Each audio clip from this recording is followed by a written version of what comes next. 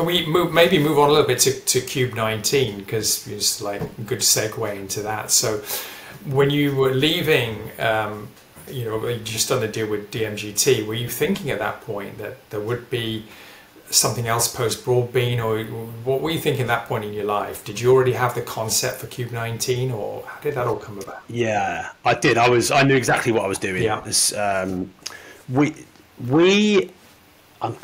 must have been about 2006 or 7, and we met a company called SAAS Analytics. They, as far as I could see, were the first company that had dashboards for recruitment companies that weren't your kind of, the baked in ones that came with the CRM. And I thought it was brilliant. They came in and they, because I'd seen them out, I asked them to come in and meet us, and this is back in the day, you put a screen up on the wall, and every time someone got an interview, like the horse would kind of run along one extra bit, and it was all very early gamification.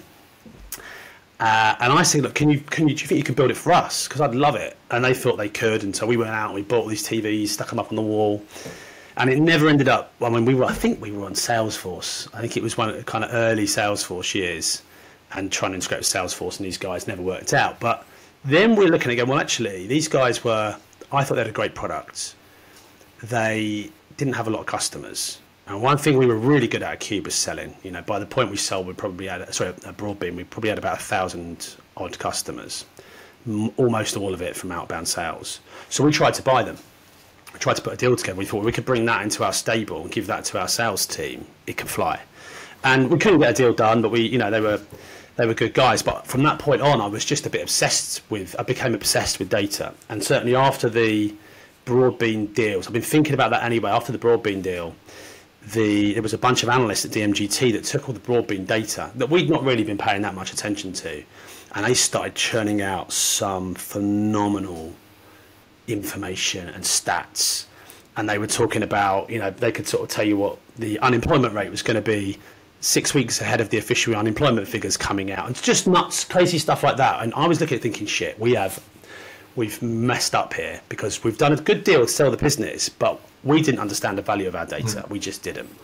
We saw ourselves as whilst we were a SaaS business, it wasn't called SaaS at the time. We just saw ourselves as a, application service provider, an ASP, or whatever the term was at the time. And I remember feeling a bit sick in the bottom of my stomach, because I had not seen that.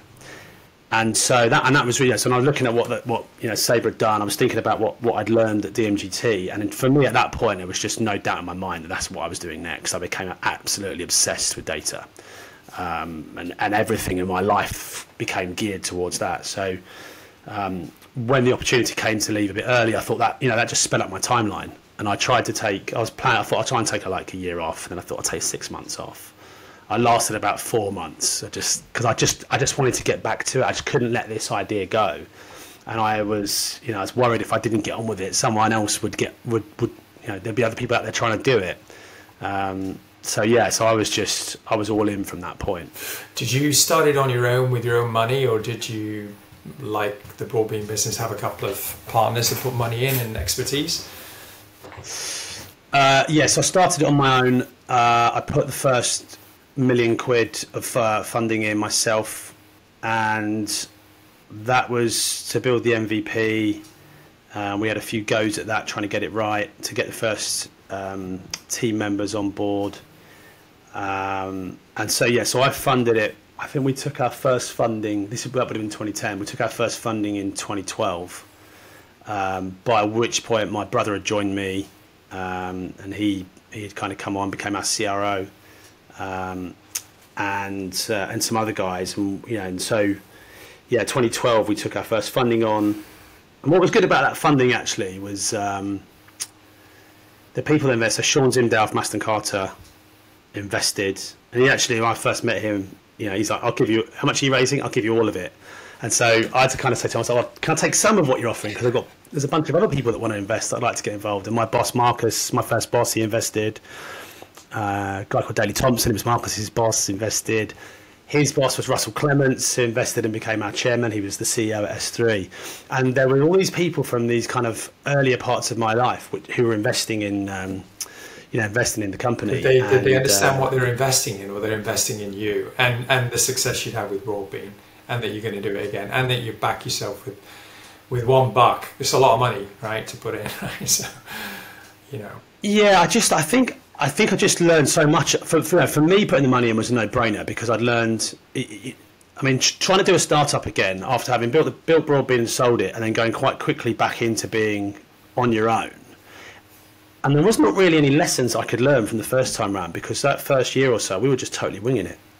I certainly was. I had no idea what I was doing. I was just working it out day by day. So it wasn't like there were particularly great lessons that I could take. Year 1 at Broadbean, let's apply to year 1 at Cube. It was like going back to school and learning how to do it all yourself, because by the point we sold, I wasn't doing direct selling, I wasn't involved in marketing, and I still talked to some customers, but I wasn't doing any of the support. All the stuff you do in those early days, I wasn't doing any of it. I had to learn it all again. Or maybe even learn it properly for the first time. And I think most of the people that invested in that first round knew me. I've got some of the examples I gave. So either they had known me for a long time, they'd seen what had happened with Broadbean, and they just wanted in on whatever I did next. And some people really liked the idea that we were doing. So Graham Palfrey-Smith, who'd got involved really early on. I remember pitching it to him. We were at his house, and I pitched him the idea, and he goes, this is the first time in years that I can feel the hairs in the back of my neck standing up with this idea. And if I'd had this when I was running my recruitment companies, we would have grown our businesses faster. What problem was Cube and is Cube 19 solving for people who aren't familiar? Well, we explained it that we helped staffing companies to achieve highly scalable growth. And what we meant by that was that recruitment companies were really good historically at growing businesses quite quickly. But there was all, for the exact same reason I looked at the Broadbean information, there was all this hidden information that sat within companies, whether that was in the system or whether it was in people's heads, that painted the picture of what was going on in the business and where the opportunities lay to grow faster. And so for us, growth was one thing. Your revenue grows at the same time as your cost base, or your revenue grows, but your cost base grows even faster in a lot of cases, and you end up with unscalable growth. And at some point, the business starts to slow down. We always saw highly scalable growth as growing revenue at a faster rate than your cost base, so that your margin continued to increase. And that was a pretty easy pitch to most recruitment companies: is would you like to improve, grow your business faster and have a higher margin? That's the answer to that was always the same. And so then it was just about trying to prove that we could do that.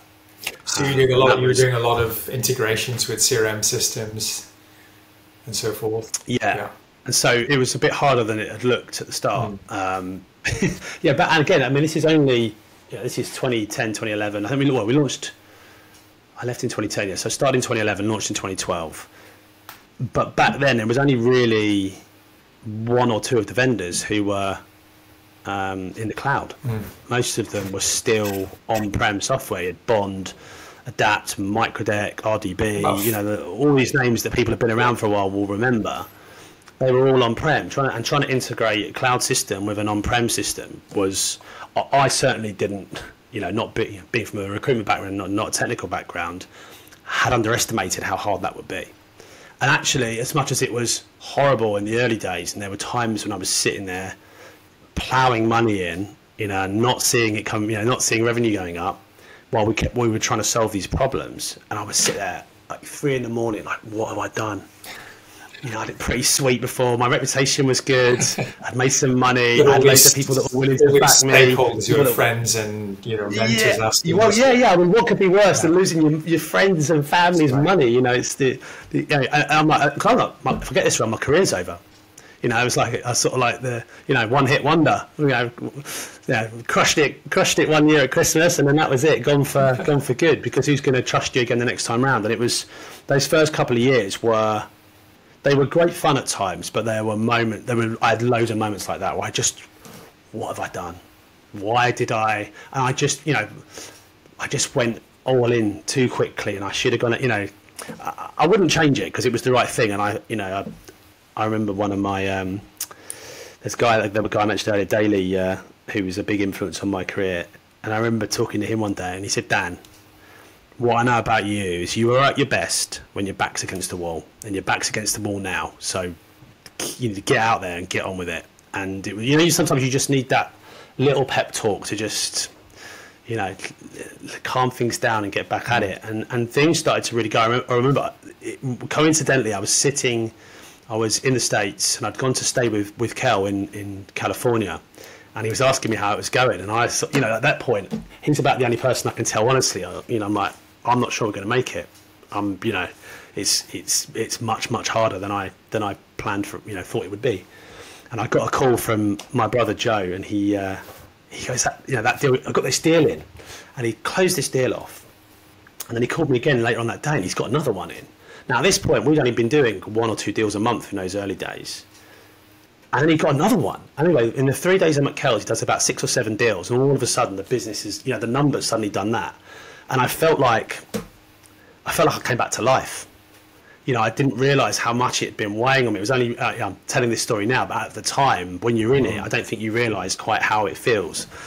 And it just, I guess that was probably, year 2 or maybe going into year 3 where it really finally started to take off once we'd solved a lot of those technical problems, because the idea was good, the demand was there, but it was so hard to solve those problems. And that's why there weren't many people playing in that space at the time, because it was so hard to get the data that people needed, to make it useful, and then to put it in front of the people that needed it in real time so they could do something with it. Because there was a lot of people out there that said, we'll give you a report at the end of the month to show you what happened last month, at which point you can't change anything. And our whole pitch was, well, you need to know it. If something happens on the 3rd of the month that you need to know about, you can't wait 3.5 weeks for it you need to know now. And that was out. And so we set a really high bar in terms of that. It had to be real time. And if it wasn't real time, or if it wasn't within a minute or so, it was no good. And that bar, whilst it made it much harder to get it off the ground, then that really was what kind of created our competitive moat, because other people couldn't do it at the speed that we could do it at. And how long do you have that business for before you eventually ended up selling to Bullhorn? Was it like 10 years?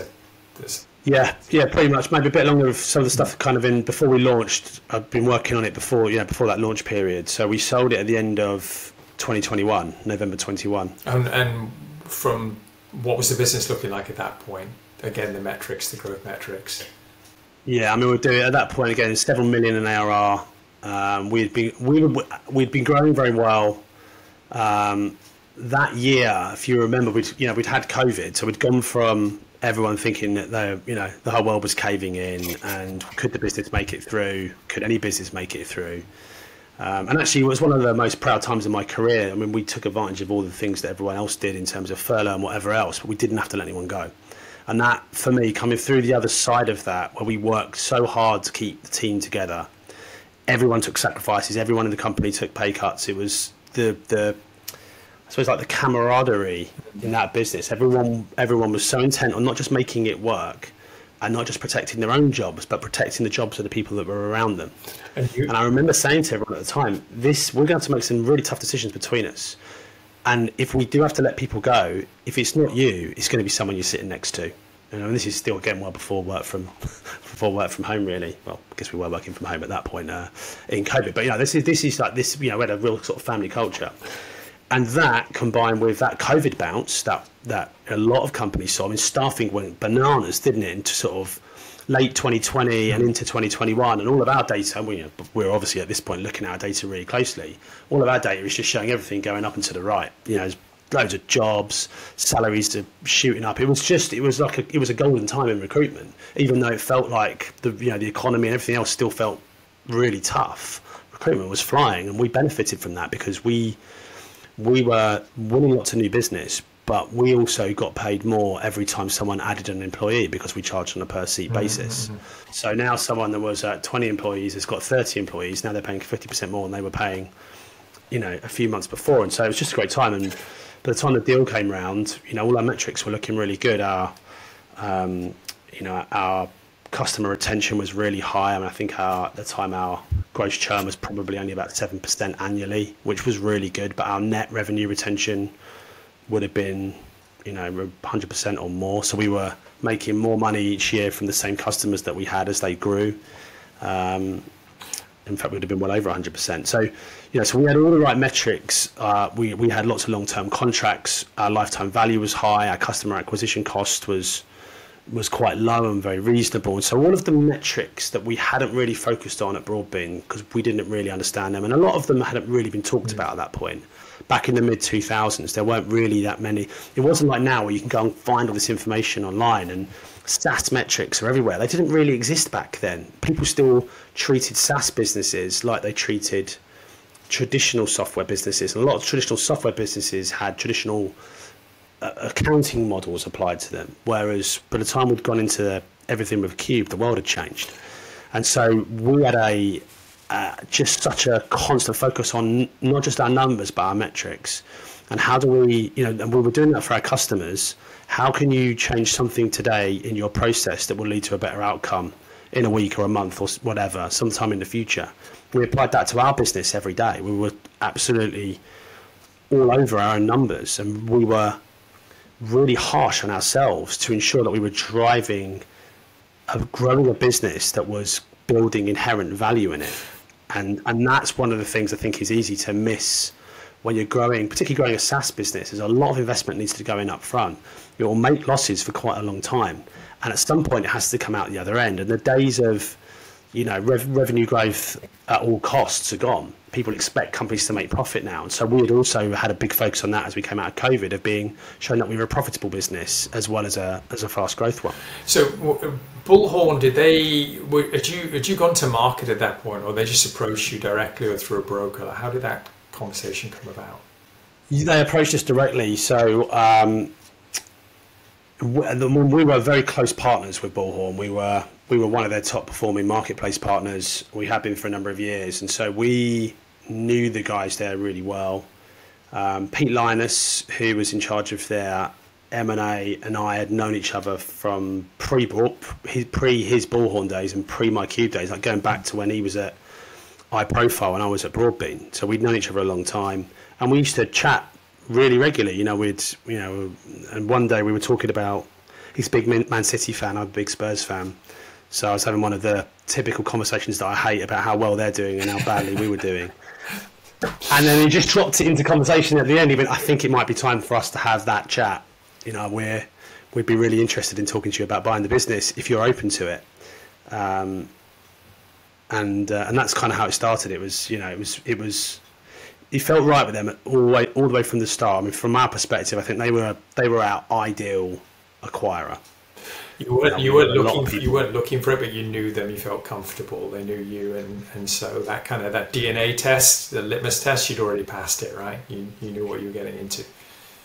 Yeah, I mean, we did the whole deal on Zoom. That's the other thing. I mean, I really enjoyed the whole sale process with Broadbean. There was lots of, clandestine meetings at lawyers' offices, and all the you've been through it, all the fun stuff like that. We did the whole deal on Zoom. It was sort of COVID times. A lot of the guys were in the States. You still couldn't fly, so we did the whole thing like this, sitting at a desk, which was a bit surreal. But I don't think I could have done that if I didn't have that trust with them that had been pre-built from years of relationships before. From not just from Art, who's the founder, but so many of the senior team, to the sales reps and people in customer success. We knew people right across that business because we worked so closely to build that relationship over the years, because they were such a great channel for us.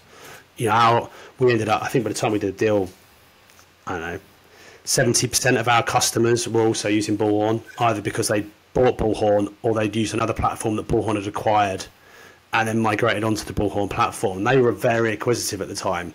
And so from our perspective, and they were the easiest to work with. So it made absolute sense for us to pick that channel that was working so well and just really, really go for it. How did you sell that internally to your people? I mean, they're a big company, they're acquisitive. And I'm saying that because when I sold my business to Recruit Holdings, you probably imagine we had around 60 people in the company, consultants and back office staff and so forth. They had 3,000 consultants, and they're $10 billion and we're 10. So and they're Japanese and very Japanese. So for our guys, it was we had to sell it. We had to sell the region. We had to sell the growth. We had to sell the the synergies that it would bring, and fortunately that business has done pretty well. But how did you manage to sell that internally? Was it an easy sell when people found out we're sold to Bullhorn, or how did you? Yes and no. The reason why I say yes, so first and foremost, I had to sell it to myself. And what we had done as we started to kind of come out of that kind of COVID period, so we'd already set up Sydney. That was going quite well. I'd moved over to Austin. I'd set the US business up. That was in middle of 2019. And while I was doing that, I realized that as we were stretching the business, we were running into those problems that you run into when you scale. And so I got everyone together and said, look, we need to create playbooks. We need to be able to replicate what we're doing wherever we are, whoever's doing it. It can't be too many key people in the business where all that information sits. We have to spread it. We have to make sure that we build a repeatable and scalable business, and that means everything's got to be written down. We need every process, every document, and we spent a lot of time working on that, and put someone specifically into that ops role to help pull all that together. And I explained to everyone at the time that we'd been backed by investors, and there was an expectation that the business would sell at some point. And so all of these things that we were doing were about returning shareholder value, and a large number of the employees. We started to bring people into our share option scheme to make sure that everyone was motivated and aligned to the same end goal of selling the business at some point. At Broadbean, we didn't have that because we never set it up to sell it. As I told that story earlier, it just kind of happened that way. With Cube, the idea was we're going to build this up to a certain point and then we will sell it. All the early investors, I told them what I thought number I could achieve over what period, and that was the basis on which they invested. And for a lot of the employees, it was the same. Some people took pay cuts or moved out of sure things to come and take a risk with us. But in return for, at some point when we get there, we'll get to share in it. And I think that was really important. And so after we'd done that, we then put together a 3-year plan, which was at the end of, 2-year plan. At the end of 2020, we had a 24-month plan. And we said, we're going to nail this plan, at which point we are going to look for an exit. And so everybody knew that was where the company was going at some point. That was the objective and the aim. And so when we then got approached, by the time Pete approached, we were kind of a year ahead of schedule. And I'd said, look, we'd love to do a deal, but we're kind of, we're flying at the moment. We've got another, if this was in a year's time, it would be perfect timing, but we're a bit early. And so, we ended up talking. I wanted to explore it anyway, and we talked about it, and the numbers looked good. And I started talking to my board about it, and I remember Russell Clements, my chairman. I was saying to him, I don't think we should do it now. I think we should hold on, keep going. And he said, Dan, the world is a funny old place, and you never know what's around the corner. And I said, well, what could possibly be around the corner? Right, we've just come out of COVID.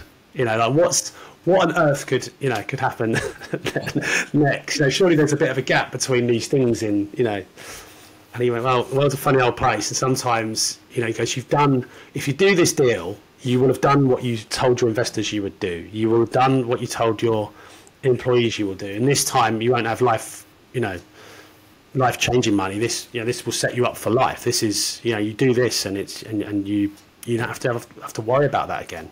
And just again, that sound advice, and then I picked the phone back up to Pete and the guys and said, look, all right, let's do it. Let's do it. And it happened. It all happened quite quickly after that. I signed the letter of intent as I was getting off the train in London on the day of the England Euros semi-final at Wembley. You're going to send it? I'll definitely send it today. I'm going to have to do this on my phone. So I remember signing it and then going off to watch the football. But yeah, it was. I think that was the thing. Everyone was aligned. Everyone knew what was coming. But what was hard was when we got further through it, we realised it was going to impact people. So some people were going to do really well out of it, and some people were going to go on and have new careers in Bullhorn. But there was also overlap. And so for some people, and so the day we announced the deal was really, it was a mix of emotions, because on the one hand I was so excited and proud of what we'd done, but I also knew at that point that some people were gonna be at risk of redundancy because there was just overlap. Yeah. And so we had to sort of explain the news, and at the same time explain that was also going to mean some people were potentially going to lose their jobs, and that was. Were they mainly really were they mainly on the back office side, or where did that attrition come? Yeah, I mean, pretty much it was sales, marketing, and finance, because Bullhorn had such established, the teams in those areas. Everyone around product and engineering, customer success, all that type of stuff needed to stay. But I think most people did get offered a job within Bullhorn. I mean, Bullhorn were really great with that. They didn't. It was just a fact; it had to be done. No one wanted to do it, and they worked really hard to try and find a way to keep give everyone in the business an opportunity. So, a lot of the sales team were offered roles, and so on, and they were really good like that. So, although it was it was tough, they were a pleasure to work with throughout. You took on SVP Analytics, right? You took on a role yourself. Yeah. How did that go?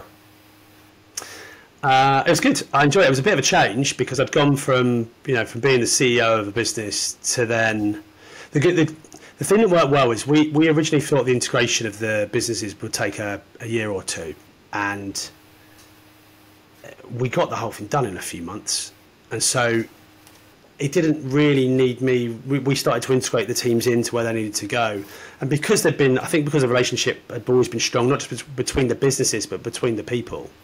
It moved quite quickly, and so then I took on a couple of projects, one of which was something we've been working on with Cube before, which was it actually ended up being called Bullhorn Insights, and the idea of it was that you could sit in front of a customer and a salesperson could present their data to them and show them where the gaps were. So if they were a Bullhorn customer and they didn't already have Cube, they could say, here's all this stuff about your business that you didn't know, and if you want to know that, then you could buy Cube and it would show you all that in real time. And we'd started, we only had a few customers kind of that we'd done that with before the deal. And what was quite nice was going back into, almost back into product, back into that startup mindset of, we're going to try and take this idea and build it up. But this time, instead of building it and then passing out to a few customers, we need to build this in a way where it could be rolled out to thousands of customers. And that was great fun. We had just a small team working on it. And they're still using it now. So still hear people out there using it. So it was very it wasn't what I expected to do when I went in, because I thought it would take longer to do the integration. But actually, it was just great fun. Great fun to go and do that again. I knew when I invited you on, Dan, that time would fly. I was already getting towards the hour mark, which I kind of knew it would. It's fantastic, and I feel you're living every minute almost of what you've just been talking about. Like you're there, and I'm the same way when I talk about my business and selling and explaining to the people what was going to happen and how things would change. And I feel the emotion and the energy. It's great to hear. Now, maybe talk a little bit about what you're currently doing, because I know obviously we're working together a little bit with Recruiter Insider. But also you have this SAAS Academy, and you're doing some stuff with Ebsta as well, which I don't really understand. So perhaps you can talk a bit about those for us. Yeah, well, this is me taking time off. Yeah, this is about as much time off as I can take. I mean, the best thing that happened after with the Bullhorn deal, from my personal perspective, is it gave me time back, which I didn't realise I was going to have. And I've got my daughter's now 3. And so since I left Bullhorn at the end of 2022, I've just had a lot of, I guess, personal time, family time, and it's just been brilliant. I didn't know that when I set Cube up, it was going to take till when it took to sell it, and could have quite happily cracked on for many more years had the deal not come up. But it was just nice having that moment. She doesn't go to school for another year, so having time with her before she goes to school has just been. It's been the best thing I could ever imagine, and that's kind of led me to not wanting to set anything else up yet. It's led me to wanting to work only with the people that I like, where I want to do stuff that lights me up, that doesn't take up too much of my time, but where I can be of real value. And that's really what the blend. I mean, I was working with Ebsta and Recruiter Insider before. Ebsta is a revenue intelligence platform. They used to be in the staffing space, still have a recruitment offering, but are much more in the Salesforce and HubSpot world now. So that's quite interesting for me, learning about how other markets work outside of recruitment. Obviously, Recruiter Insider, which is where you and I have been spending time together. That really resonated with me because it started off in candidate experience. And I felt like candidate experience is something that even to this day, even with all the technology that exists, is still not done right in recruitment. Most people outside of recruitment, certainly whenever I talk about what I do to people outside of the staffing world, more often than not have a negative view, or at least some negative stories, and they normally revolve around no one ever gets back to me. And so finding a business that was involved in improving the candidate experience and now more in that kind of relationship intelligence world, you know, a lot of what we've talked about today has been about relationships. And so that, you know, that really, that's why I like working on it. I feel like if you can improve not just the candidate experience, but if you can improve the relationships that people have with each other by using tech as an enabler, that can only be a good thing, because recruitment, first and foremost, is a people business. You need people communicating with other people. They need to know who to talk to, what to talk to them about, and, you know, how to talk to them. And that's why I enjoy that. Well, Justin's a force of nature, and he's moved to your backyard now, right? How's that going? Yeah, it's good. It's good. You're right. He's a force of nature. Not sure London was quite ready for Justin, but you know, he's coming. Look, guy's got great energy. He works crazy hard. He believes wholeheartedly and passionately about what he does, and that comes across. And I think that's infectious. That's what you need. I think in a good founder, you need to have that. Like you said, even now, I'm talking about stories from years ago and memories from years ago, but it still lights me up today. And I feel like if you have to have that in what you do. If you don't have that, why are you doing it? Do something else that does light you up. You know, I just want to talk about that for a minute, because I think my investment in Recruiter Insider, I think it was my second investment in HR tech, and I was just learning as I'm kind of going. And the first investment I made was in like an online platform for executive coaching, and I backed the wrong founder, to be honest, and very different to Justin. And I think when you get into HR tech, knowing the founder, especially if you're probably a little bit more naive than I am now in terms of, you know, what I would do with HR tech and understanding it a little bit better. But you talked about the amount of money and time and effort that goes into building the minimum viable product, the MVP. The fault of this business was the management there were paying themselves sort of corporate salaries still. So any funds we were raising, it wasn't really going on the product. You know, it was going to kind of, you know, line pockets. I mean, they weren't paying themselves anything that they weren't getting before, but there was no adjustment. So, you know, the product never really took off to the level that it should have done, and it sort of like it was a failed experiment. I learned a lot from that. But I always felt with Justin and probably like, I mean, you knew Justin, right, from that big event that what's his name, Lavoie? What's his name? Chris Lavoie, is it? Yeah. At Hell. Lavoie, yeah. That's right. So you know, you already knew a little bit about him, but I think doing the due diligence is you know, on exactly how any funds that are raised are going to be spent is like really important.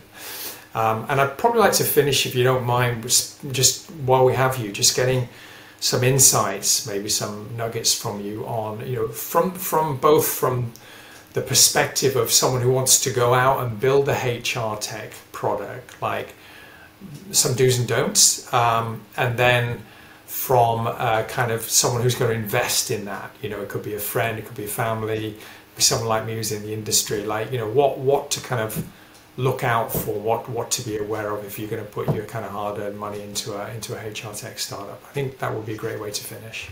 Yeah, well, I mean, you know, we just talked about it. I feel like if you start a business up with money in mind and that's all that you have in mind, it won't work. And I think, you know, we know there's no such thing as a quick buck. The only way you get real success is if you put the hours in and you do the reps every single day. You show up every single day. And even though people think it will be 3 years or 5 years, now I remember my early Cube this is what we'll look after 3 years. We'll be done by 5 or 6, and it took 10. And I think you've got a plan for it being 10 years of your life. Hope for 5, hope for 3, but plan for 10. And if the coaching I do at SAAS Academy is SaaS founders at all different levels. Some are completely early stage, others have been at it for a few years, some are doing tens of millions in ARR. What the successful ones all have in common is that they love what they do. You have to love what you do to get through those times, like the times I talked about earlier where I was wondering what the hell I was doing. If I didn't love it, I could have walked away. You can't do it if it doesn't light you up. You have to totally believe in it and be in it for the long haul.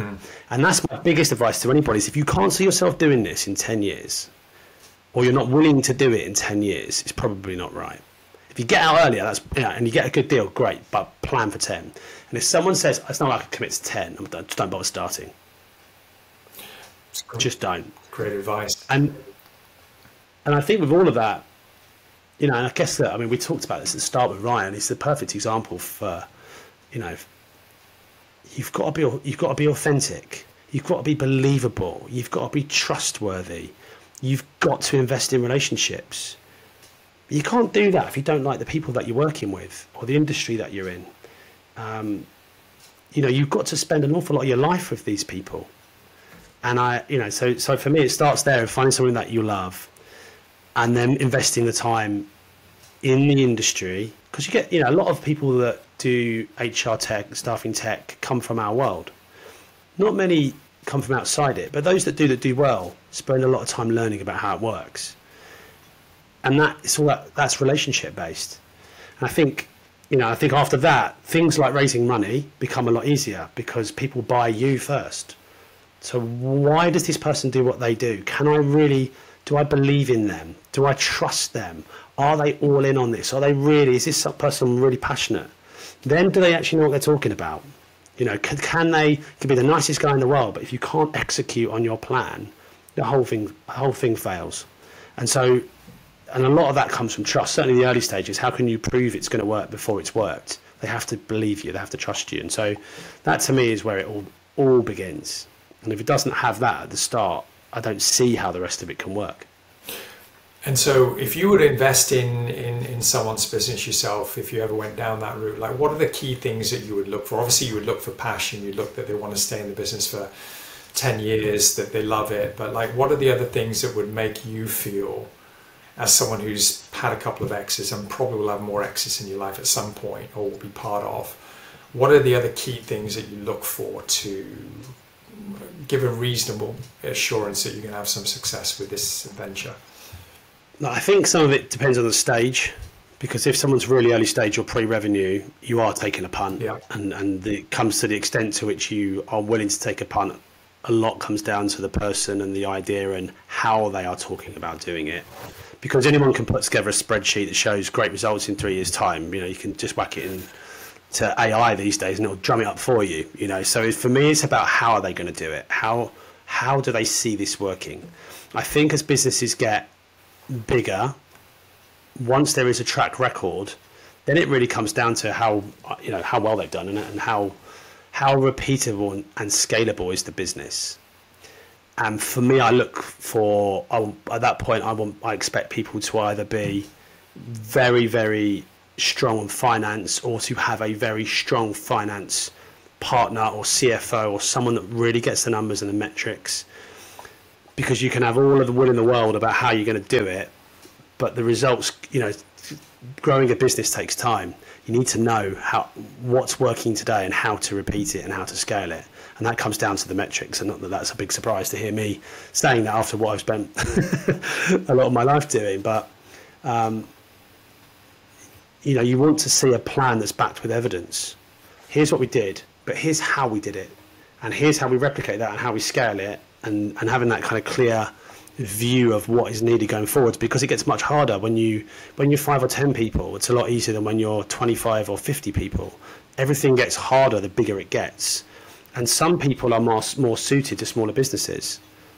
Some people can't take it to a certain point. There is a a natural inflection point that people get to where they are either out of their comfort zone, but they're going to push through and keep learning, or that's them.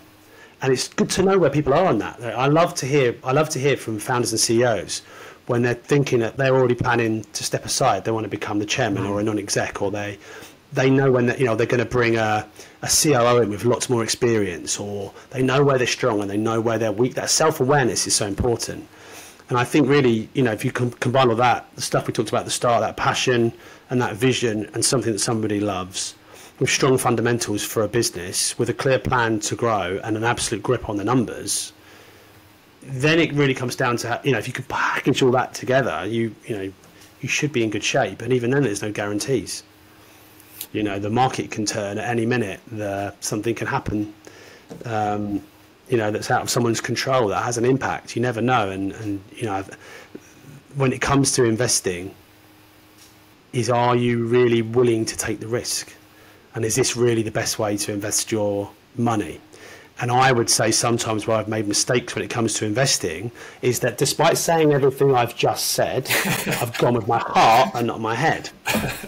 And that's when I've made my mistakes. Because I'm like, I really like this person, or I love the space. There's stuff that I let my heart do the talking. Now, luckily, I've never put big bucks behind my heart. My big bucks, I didn't go behind my head. But and I think also, when it comes to a lot of people, certainly in the UK, people like to invest. There's quite good tax breaks in the UK. You've got EIS and SEIS, and I think people look at it and go, "Great, I can put some money in. I get a tax break straight away, and then it's tax free if when they sell the company." And I like to remind people that it is tax free, but also not making any money is tax free. Sometimes there are other investments which might not be quite as tax efficient and might not have the potential to be quite as lucrative, which are better places to put their money if they're only intending on making one investment. If you're going to back small tech startups, you probably need to be backing a few of them, because not that many make it through. And so, and I know a lot of people that invested in Cube only invested in Cube, and if Cube hadn't worked out and they'd lost their money, they would have lost quite a lot of money, and they would have had, it's not like there was a stable of others that could come through and do it for them. Brilliant, Dan. I think we'll finish off there. You mentioned England in the semi-finals of the Euro back in the day when you signed your LOI. You're not going to be signing any LOIs if we somehow squeak past Switzerland. But you any plans to get across to Germany if they get to the final? Yeah, I'm going on Friday. I'm going on Friday for the quarterfinals. So yeah. So going with a friend of mine, actually, a guy called Sean Weezy, who works at Bullhorn. Also a big football fan, so we're going to that. I'm not holding out a lot of hope based on the recent performances, and I do sometimes wonder what I did in a past life to be both a Spurs fan and an England fan simultaneously. But yeah, well, I'm the ever optimist. You can say that about me. So Brilliant. Well, look, thanks so much, Dan. Really, you've taken a lot of time with us today, and really enjoyed it. And we'll catch up soon. And thank you. Have a great day ahead. No, I really appreciate it. It's been good fun, and we'll catch up soon. All right. Safe travels to Germany, and all the best for that. Cheers. Yeah. Cheers, Simon. Take care.